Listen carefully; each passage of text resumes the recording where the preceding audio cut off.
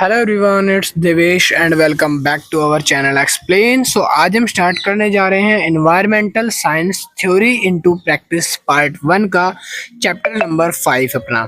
तो जिन बच्चों को अभी ये सीरीज स्टार्ट हो चुकी है, नहीं पता कि इससे पहले कि मैंने प्रीवियस 4 चैप्टर करवा दिए हैं जिनका लिंक मैंने डिस्क्रिप्शन में दे दिया है, तो आप डिस्क्रिप्शन से जाके चारों लेक्चर्स को वॉच कर सकते हो। हिंदी में अगर आपको नोट्स चाहिए तो रेडी नहीं है, बट इंग्लिश में अगर जो बच्चे नोट्स वगैरह परचेज करना चाहते हैं इस ईवीएस के, तो नोट्स रेडी हो चुके हैं। पार्ट 1 और पार्ट 2 दोनों बुक्स के नोट्स रेडी हैं। आप जाके व्हाट्सएप पे नीचे मेरा स्क्रीन पे जो नंबर शो कर रहा है इस पे मैसेज करो हाई करके कि सर हमें नोट्स बाय करने हैं, और मिनिमम अमाउंट पे करके नोट्स को परचेज कर सकते हो।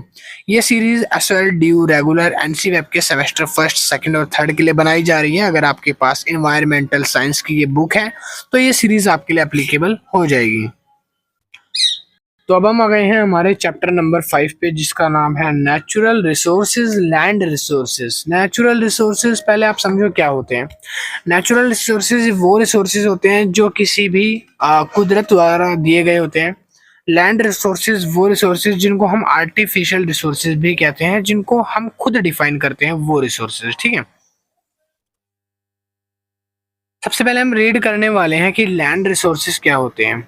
हम यहाँ से स्टार्ट करेंगे चैप्टर को।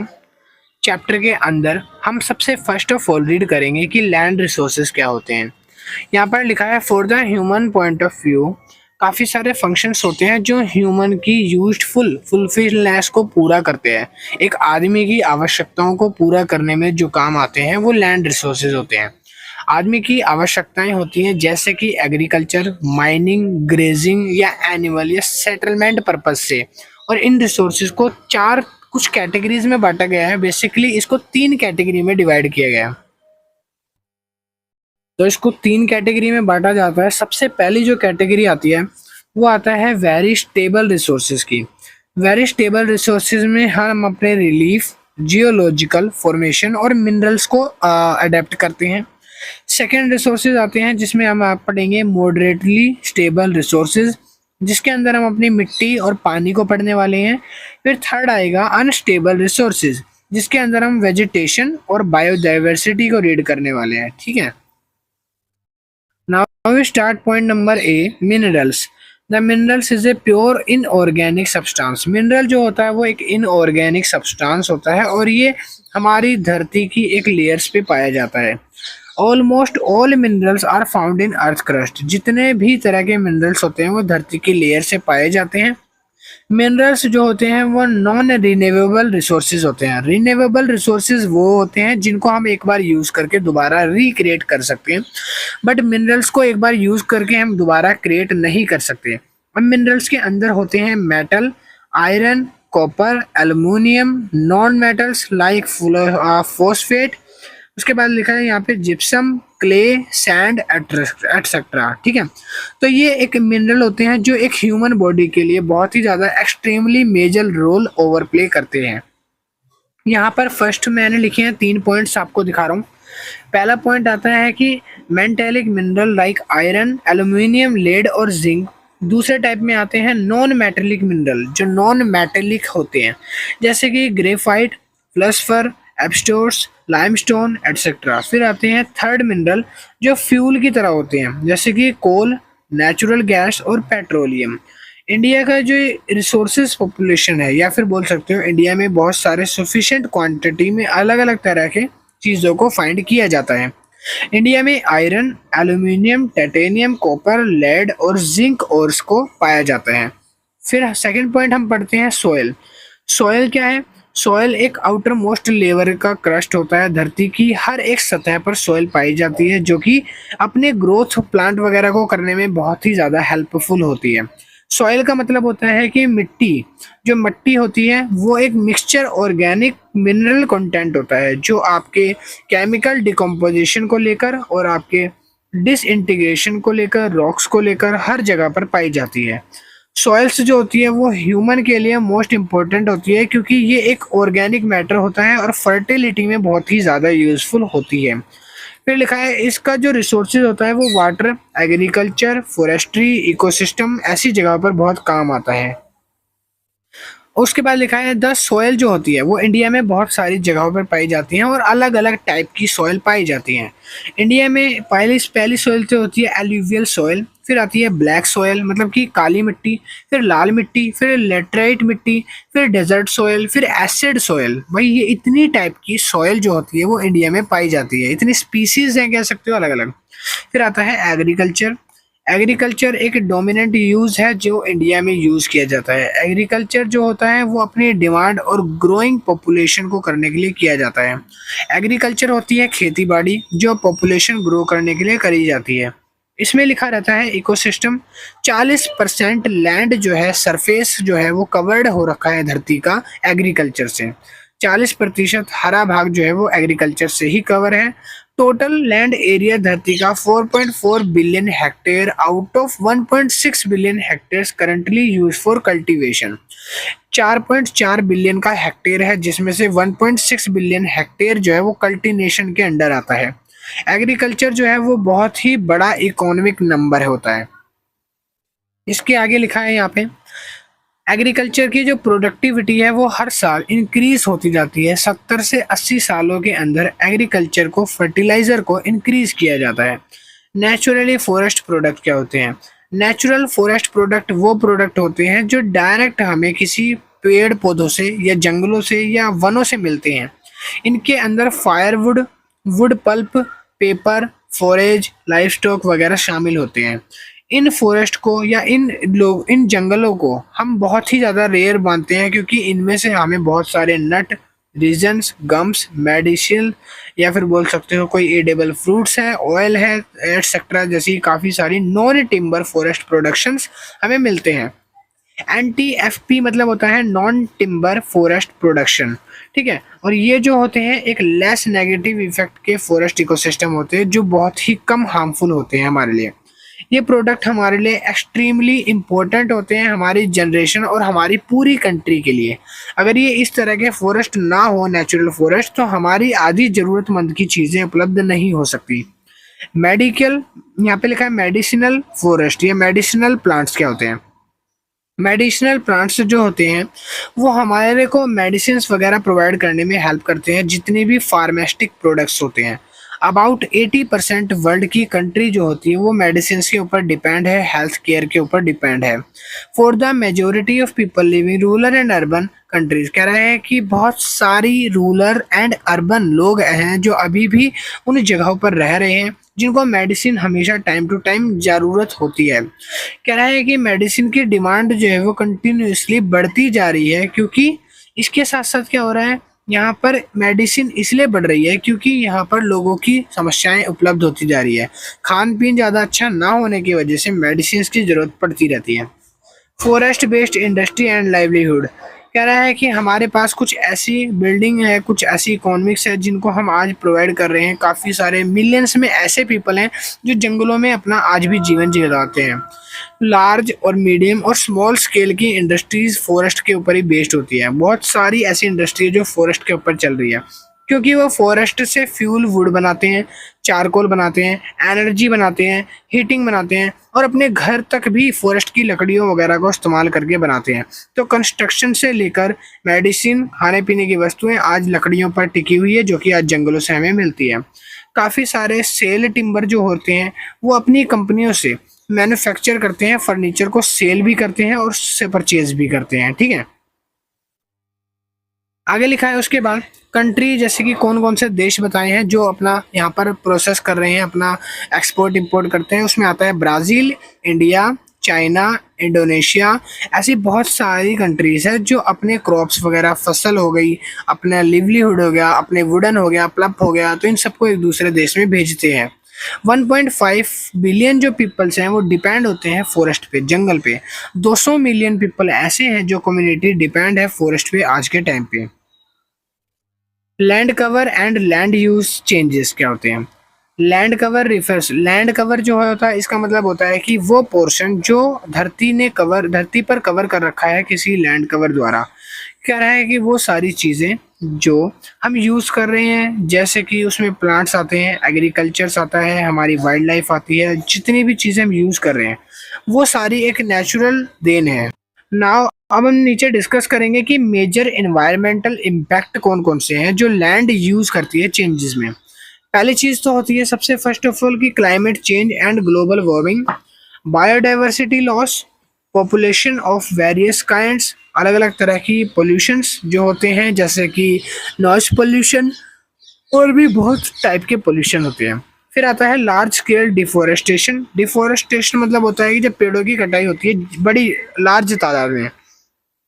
लार्ज डिग्रेडेशन एंड यहाँ पे लिखा है डेजर्टिफिकेशन, वेस्ट एग्रेशंस। तो ये सारी चीज़ें हैं जो हमारे एनवायरनमेंट को इम्पैक्ट करती है। अब लाइन से पढ़ेंगे, जैसे कि पहला लिखा है land degradation. Land degradation depend होता है हमारा एक्सप्लोनेशन के ऊपर। जब हम ह्यूमन जो होते हैं पेड़ों का ओवर एक्सप्लोनेशन कर देते हैं, पेड़ों को ज़रूरत से ज़्यादा जला देते हैं या पेड़ों को हटा देते हैं, जिनसे हमें मिलता है फाइबर, टिम्बर, फ्यूल एटसेट्रा। तो इस जगह पर हमारे कुछ मेजर कॉजेज पैदा हो जाते हैं जैसे कि deforestation, soil erosion, drought, flood. Flood drought का मतलब होता है कि जब सूखा पड़ जाता है। सॉइल एरेशन होता है जब मृदा अपरदन होता है। फिर आता है डिफोरेस्टेशन मतलब कि जब पेड़ों को जलाया या काटा जाता है। सॉइल पोल्यूशन होता है जहाँ पर सॉइल जो है बिल्कुल ख़राब हो जाती है, पोल्यूटेड हो जाती है। मॉडर्न एग्रीकल्चर प्रैक्टिस होता है ऐसी नई टेक्नोलॉजी जब हम इस्तेमाल करते हैं जिसके कारण सॉइल ख़राब हो जाती है। या फिर इंक्रीज अर्बनाइजेशन। अर्बनाइजेशन मतलब होता है जब शहरों का शहरीकरण होता है, नए नए शहरों को बनाया जाता है, तो उस जगह पर पेड़ों की कटाई होती है वो। सॉइल एरेशन, यहाँ पर लिखा है सॉइल एरेशन एक loss of removal top layer होता है। जो धरती के सरफेस पर जो टॉप लेयर है उसको हटाने का काम जो है वो सॉइल एरेशन का होता है। सॉइल एरेशन मतलब होता है धीरे धीरे वो टॉप लेयर जो है हमारी वो ख़त्म होती जा रही है, जिसकी वजह से हमारे ऑर्गेनिक मैटर्स और न्यूट्रिशन आज हम तक पहुँच नहीं पा रहे हैं। और इसकी वजह से हम देख पा रहे हैं कि हमारा जो ग्रोथ है, सॉइल फॉर्मेशन ग्रोथ है, वो बहुत ही कम हो रहा है। 1 सेंटीमीटर सॉइल बढ़ता है 200 से 300 साल के अंदर, या फिर बेडरॉक वगैरह जो है वो कम होते जा रहे हैं। ठीक है, उसके बाद यहाँ पे था various natural anthropogenic human oriented resources reason for soil aeration are. काफ़ी सारे इन्होंने वो तरीके बनाए हैं जिनके अंदर हम पढ़ेंगे कि हमें क्यों, कौन कौन से वो कारण है सॉइल एरेशन जिसकी वजह से हो रहा है कम। द स्लोप ऑफ सरफेस, पहली चीज़ तो कि खिसकता हुआ सरफेस, उसकी वजह से। दूसरा आता है कि हमारा सॉइल कंटेंट जो है वो काफ़ी ख़राब होता जा रहा है जिसकी वजह है हमारा क्ले अमाउंट। फिर आता है तीसरा, इस वेदर और कंडीशन को चेंज होने की वजह से, रेनफॉल, फ्लड, ड्रॉट वगैरह होने की वजह से हमारा ग्लोबली जो क्लाइमेट है वो बहुत ज़्यादा चेंज हो गया है। और इसी के साथ साथ हमारी जो थ्रेट्स हैं, मुश्किलें हैं, डिज़ास्टर वगैरह वो भी बढ़ जाते हैं। डिफॉरेस्टेशन मीन्स जब ट्रीज को रूट से ही निकाल कर फेंक दिया जाता है, साथ ही साथ हम जो सॉइल वगैरह हैं उनको हटा देते हैं, ठीक है, या उनको पेड़ों को जला दिया जाता है। तो ऐसे में हमारा डिफॉरेस्टेशन हमें इफेक्ट करता है। एक्सटेंसिव एग्रीकल्चर एंड कल्टीवेशन, जहाँ पर मॉडर्न केमिकल्स का यूज़ करके पेड़ों को बढ़ाया जाता है जिसकी वजह से हमारी सॉइल की पावर रिड्यूस हो जाती है। फिर आगे आता है ओवर ग्रेजिंग, ज़्यादा चरे जाने की वजह से, या फिर बोल सकते हो ओवर ग्रेजिंग मतलब कि ज़्यादा पशुपालन वगैरह की वजह से हमारी वो मिट्टी खराब हो जाती है उसकी वजह से। ठीक है, तो ये थे हमारे सॉइल के वो रीज़न जिनकी वजह से आज सॉइल एक्सप्लोर्ड हो रहा है। अब यहाँ पे लिखा है soil conversation has attend great important today. आज के टाइम पे जो सॉइल एरेशन है वो बहुत ही ज़्यादा महत्वपूर्ण हो गया है। नेक्स्ट पॉइंट है हमारा डेजर्टिफिकेशन। डेजर्टिफिकेशन मतलब होता है जहाँ पर एक्सट्रीमली लैंड डिग्रेडेशन होता है, वहाँ पर ज़मीन में मिट्टी वगैरह नहीं रह जाती है। इसका रिजल्ट होता है कि हमारी वाटर बॉडीज़ लूज हो जाती है, यहाँ पर वेजिटेशन और वाइल्ड लाइफ के लिए कुछ नहीं बचता है। साथ ही साथ हमारे कुछ ऐसे इकोनॉमिक फैक्टर्स हैं जो ख़राब हो जाते हैं बहुत ही ज़्यादा। ठीक है, हमारा क्लाइमेट्स वगैरह चेंज हो जाते हैं जिनकी वजह से बहुत प्रॉब्लम्स आती है। और हमने देखा है कि according to UNESCO 1/3 of the land surface, 1/3 land surface आज सूखा पड़ा हुआ है जिसका कारण है, जिसका थ्रेट है डेजर्टिफिकेशन। उसके अंदर यहाँ पर लिखा है कि ये सारी चीज़ें जो हैं वो डिपेंड होती है हमारी गुड्स एंड सर्विस पे कि हम किस तरह से उसको यूज़ कर रहे हैं। हमारा उसी के अकॉर्डिंग ये पता चलता है कि हमारी लैंड की कंडीशनिंग क्या है। हम अगर उसको बेटर लिविंग कंडीशनिंग में यूज नहीं करते तो वो लार्ज स्केल जो है खत्म होता जाता है, और धीरे धीरे जो लैंड है वो अपनी मृदा जो है वो अपना पावर खो देती है, और जिसकी वजह से हमें ना आगे कोई वो उपजाऊ जमीन मिलती है और ना कुछ पता चलता है। ठीक है, फिर उसके बाद नेक्स्ट पॉइंट आता है डिफोरेस्टेशन। डिफोरेस्टेशन कह रहा है कि डिफोरेस्टेशन एक रिमूवल एरिया है जहाँ पर हम उपलब्ध पेड़ पौधों वगैरह एग्रीकल्चर वगैरह को नष्ट कर देते हैं, जैसे कि उनको जला देते हैं या उनको काट के अलग कर दिया जाता है, उसको डिफोरेस्टेशन बोला जाता है। और इसके अकॉर्डिंग यहाँ पर लिखा है according to United Nation Food and Agriculture Organization annual rate of deforestation 1.3 million square kilometre per decade. हर 1.3 मिलियन स्क्वायर फीट में इतना ज़्यादा डिकेड किया जा रहा है कि पूछो मत। ठीक है, आगे लिखा है उसके बाद, और इसकी वजह से बिलियंस टन्स कार्बन डाइऑक्साइड जो है वो कंपोज हो रहा है एनिमल डिकम्पोज की वजह से। जितने ज़्यादा एनिमल हट रहे हैं, जितने ज़्यादा पेड़ पौधों को ख़त्म किया जा रहा है, उतना ज़्यादा ग्लोबल वार्मिंग और क्लाइमेट चेंज बढ़ रहा है। अब इसके 2 मेजर फेस बताए हैं कि ग्लोबल वार्मिंग के मेजर फेसेस क्या हैं। यहाँ पे लिखा है कॉस्ट ऑफ डिफोरेस्टेशन। डिफोरेस्टेशन का कोज है एग्रीकल्चर एंड प्लांटेशंस, की एग्रीकल्चर और प्लांटेशन को बहुत कम किया जा रहा है। 80s में यहाँ पे लिखा है कि एग्रीकल्चर का 80% ट्रॉपिकल और सब ट्रॉपिकल रीजन होता था जो अब हट गया है।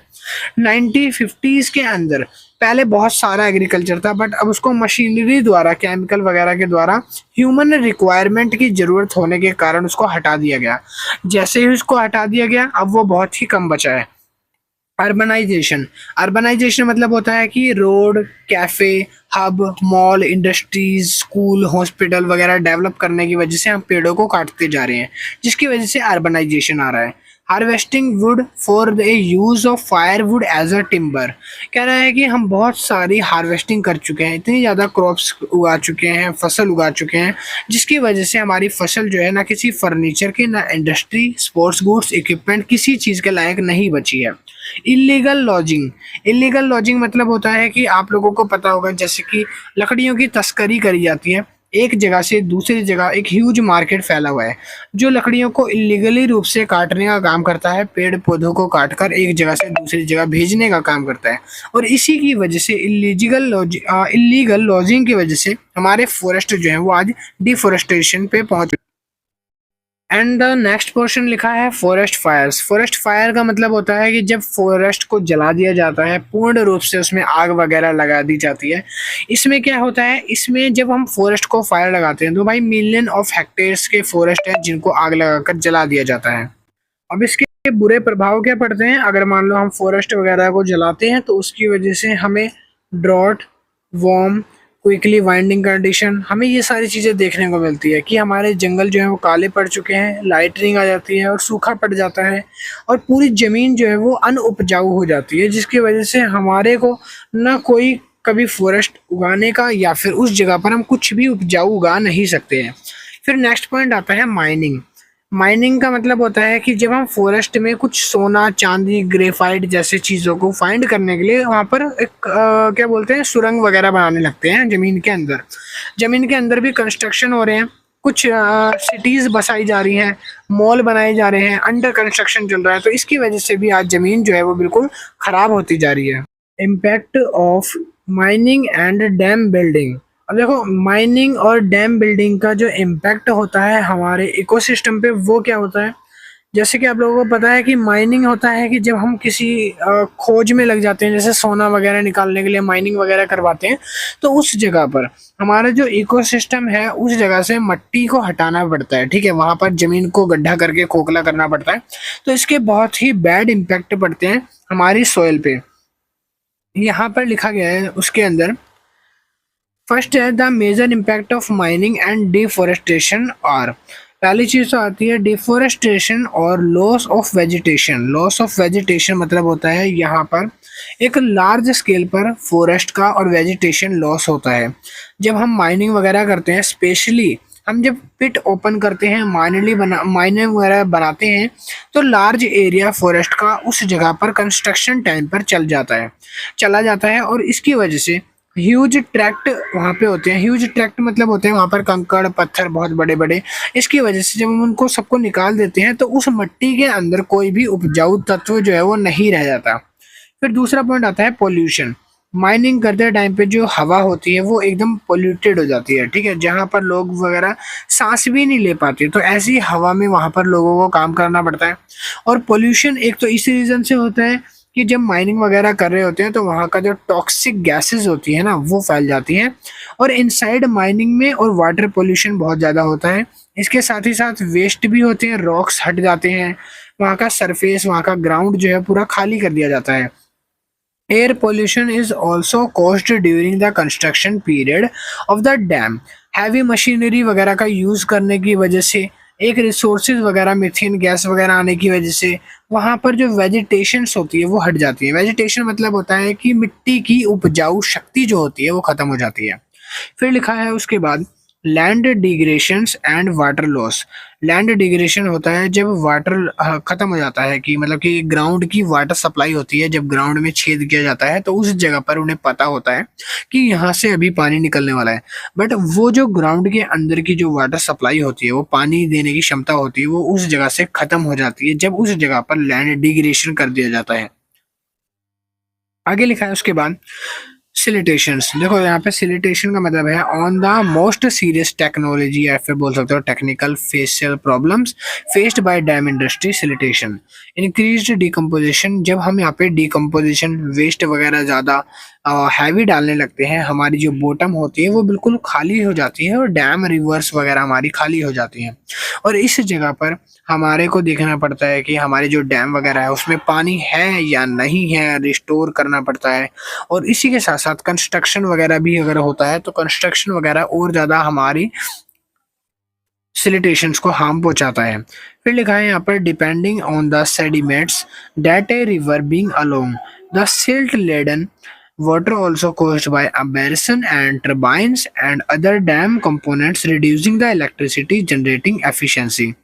जितनी बार सिलिटेशन करा जाता है, जितनी बार कंस्ट्रक्शन करा जाता है, उतनी बार वो जो जमीन होती है मिट्टी की अपरज के साथ साथ वो अपनी एक इलेक्ट्रिसिटी जनरेट करने की जो पावर होती है वो भी धीरे धीरे खत्म कर दी जाती है। इम्पैक्ट ऑन इकोसिस्टम और बायोडाइवर्सिटी लॉस। बायोडाइवर्सिटी लॉस एक हैबिटेट फ्रेगमेंटेशन है जो हमेशा अभी बढ़ता जा रहा है। डी वेल्स आपने पढ़ा होगा। डी वेल्स मतलब होता है कि ये वो एरिया होता है जहाँ एक छोटे से गड्ढे के अंदर ना कूड़ा करकट वेस्ट वगैरह डाला जाता है, गड्ढा बना दिया जाता है, उस गड्ढे के अंदर ही कूड़ा करकट वेस्ट वगैरह डाला जाता है सारा का सारा। इसकी वजह से क्या होता है, इतना ज़्यादा इक्वेटिक इकोसिस्टम हमारा हार्म हो जाता है। फिर वो ना तो किसी माइंस के ना वो किसी भी चीज़ के काम आ पाता है। फिर लिखा है displacement of local and indigenous communities. यहाँ पर लिखा है एक बिगेस्ट सोशल प्रॉब्लम है कि large number of dam construct करे जाते हैं, नए नए डी वेलिंग बनाई जाती है और एरियाज में नए नए तरह के वेल बनाए जाते हैं। और इसकी वजह से जो है हमारा रिहैबिलिटाइजेशन होता है और यहाँ पर जो गड्ढे वगैरह बनने के कारण जो मिट्टी होती है वो वहाँ से ख़त्म हो जाती है और मिट्टी की उपज के साथ साथ वहाँ पर जो न्यूट्रिशन होते हैं उस एरिया से वो सारे ख़त्म हो जाते हैं, खाली हो जाते हैं। अगला पॉइंट है यहाँ पर health problem and social issues. Health problem और सोशल इश्यूज क्या होते हैं, तो यहाँ पर एक बड़ी ह्यूज हेल्थ इम्पैक्ट होता है जहाँ पर आप देखते हैं कि माइनिंग वगैरह हो गया, टॉक्सिक मेटल्स हो गया, वेस्ट पॉइजन गैस हो गया और उसके साथ साथ बहुत सारी चीज़ें हैं जो माइनिंग वर्कर्स वगैरह को भी इफेक्ट करती है। तो ये हेल्थ प्रॉब्लम कैसे होती है, देखो अगर आप मिट्टी से खेलोगे तो मिट्टी के जो दुष्प्रभाव हैं, जो मिट्टी का एसिड है, जो मिट्टी हवा में जा रही है, वो जो मिट्टी खराब हो रही है वो लोगों की सांसों में जाएगी, लोगों के अंदर जाएगी, लोगों के अंदर जाने के बाद लोगों को हार्म करेगी, जिसकी वजह से आपके बिल्डर्स, लोजर, फार्मर्स वगैरह हर किसी को वो प्रॉब्लम फेस करनी पड़ती है। फिर लिखा है steps for sustainable management of land resources. Land resources के सस्टेनेबल मैनेजमेंट, हम किन तरीकों से हम उन लैंड रिसोर्सेज को, हम उन लैंड्स को अच्छे से यूटिलाइज कर सकते हैं, वो तरीके यहाँ पर बताए गए हैं। पहला तरीका है यहाँ पर अफोर्टरेशन। यहाँ पर लिखा है एफोरेस्टेशन। एफोरेस्टेशन मतलब होता है कि हमें बेस्ट वे में अपनी प्लांट्स का यूज करना होता है। सॉइल एरोशंस, डेजर्टिफिकेशन और डिग्रेडेशन का इस्तेमाल ज़्यादा नहीं करना। उसके बाद लिखा है यहाँ पर वेल रिफोरेस्टेशन और डिफॉरेस्टेड एरियाज इंप्रूव करने हैं, उनकी क्वालिटीज़ इंप्रूव करनी है, dust air mitigation, global warming से बचे रहने के लिए। फिर इसी के साथ साथ हमें वहाँ पर नॉन टिम्बर फॉरेस्ट प्रोडक्ट्स का यूज़ करना है, ठीक है। नेक्स्ट पॉइंट है हमारा point number second, forest management. Forest management होते हैं वो सरकारी एनजीओ या वो सरकारी संस्था वगैरह जो फॉरेस्ट को मेंटेन करने में हेल्प करती है। ऐसी एनजीओज, ऐसी संस्था वगैरह से हम अपना कांटेक्ट करके अपने कल्टीवेशन को, अपने सॉइल वगैरह को, एरेशन को वहाँ पे कंट्रोल कर सकते हैं। फिर आता है फार्मिंग मेथड। फार्मिंग मेथड एक ऐसा मेथड है जहाँ पर हम अपनी सॉइल रिड्यूशन को कम कर सकते हैं, फर्टिलाइज इमेज को बढ़ा सकते हैं, हमारी इरिगेशन वगैरह को बढ़ा सकते हैं। मिक्स्ड ऑर्गेनिक फार्मिंग कर सकते हैं, राइस फिशिंग फार्मिंग कर सकते हैं, नैनो फर्टिलाइजेशन कर सकते हैं, इम्प्रूव कर सकते हैं टेक्नोलॉजी और कंजर्वेशन वाटर वगैरह को, ठीक है। जिसके कारण हमारी एग्रीकल्चर की वैल्यू जो है वो इनपुट वो बढ़ेगी, इंक्रीज हो जाएगी, हमारी बीज वगैरह देने की शक्ति जो है वो ज़्यादा निखर कर आ जाती है। फिर आता है वाटर मैनेजमेंट। वाटर मैनेजमेंट भी एक इम्पोर्टेंट फैक्टर है सॉइल फॉर्मेशन के लिए। वाटर भी देखता है कि सॉइल कैसी है, उसके अकॉर्डिंग वाटर जो है अपनी इरिगेशन वगैरह को इंक्रीज करता है। फिर यहाँ पे लिखा है कि जो वाटर है ग्राउंड वाटर हो सकता है, वेल वाटर हो सकता है, मतलब कि कुओं का पानी हो गया, ग्राउंड धरती में से निकलने वाला पानी हो गया। तो ये जो अलग अलग तरह के वाटर सोर्सेस हैं, हम ये हेल्प लेकर अपनी मैनेजमेंट को अंडरस्टैंड कर सकते हैं और रिड्यूस कर सकते हैं पोल्यूशन वगैरह को। ये हमारा हेल्प करता है एक वाटर रिसोर्सेज भी। फिर आता है वेस्ट मैनेजमेंट। वेस्ट मैनेजमेंट के लिए हम अपनी टेक्नोलॉजीज का यूज़ करके हम कोई दूसरी जगह डंपिंग एरिया बना सकते हैं जहाँ पर बायोडिग्रेडेबल और नॉन बायोडिग्रेडेबल कंटेंट्स को अलग अलग करके रखा जा सके, जो कि आपस में मिक्स नहीं होंगे। और जब वो मिक्स नहीं होंगे तो रिड्यूस करेंगे quantity of non biodegradable and toxic compounds. Toxic compounds या फिर जो हमारी सॉइल है जो मिक्स हो जाती है वो उनके साथ कभी मिक्सअप नहीं होगी। तो ये था चैप्टर नंबर 5 आपका पूरा कंप्लीट हो गया है। आई विश वीडियो अच्छी लगी होगी तो वीडियो को लाइक करना, शेयर करना एंड सब्सक्राइब करना। और अगर किसी को नोट्स परचेज करने हैं तो नीचे स्क्रीन पर मेरा नंबर शो हो रहा है, डिस्क्रिप्शन में भी मैंने अपना व्हाट्सअप नंबर दे दिया। आप मुझे व्हाट्सअप पे मैसेज करके मिनिमम अमाउंट पे करके नोट्स को बाय कर सकते हो। तो जिनको नोट्स बाय करने हैं मुझे कॉन्टैक्ट कर लेना पर्सनली नोट्स बाय करने के लिए। मैं मिलता हूँ नेक्स्ट वीडियो में एक नए चैप्टर के साथ। अभी के लिए इतना ही। Thank you, keep watching, love you all. देखते रहिए और सीरीज बाकी जैसी आएगी आपको अपलोड करके नोटिफिकेशन मिल जाएगी। सब्सक्राइब जरूर कर लेना। बाय।